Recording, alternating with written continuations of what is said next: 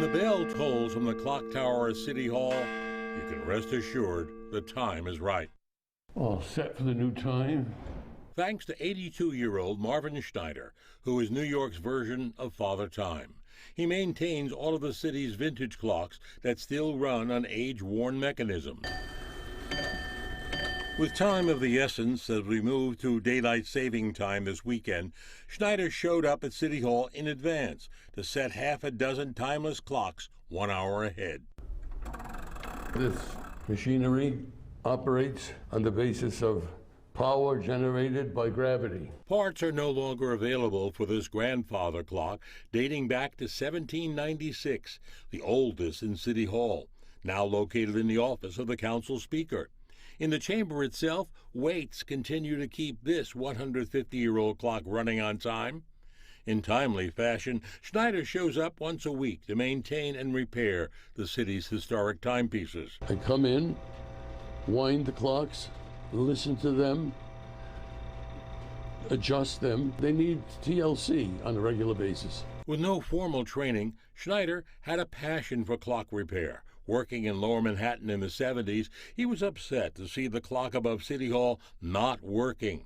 He convinced city officials to let him repair it during his lunch hour. I feel that I am part of the city, and I want the city to be seen in a positive light.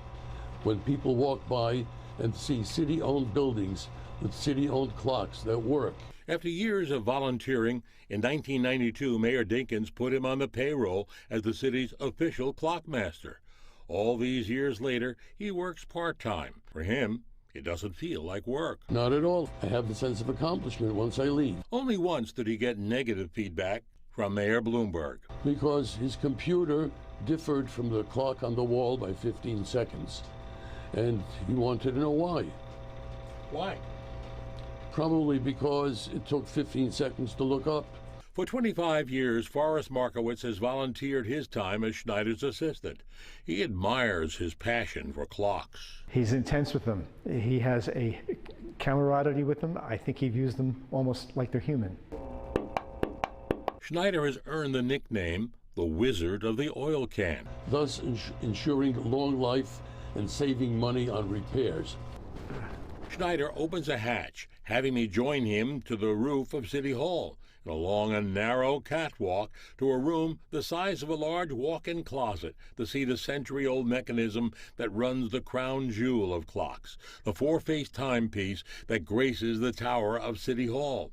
He slowly advances the hands of time. Inside, he handles the gears and shafts as gingerly as one would hold a newborn.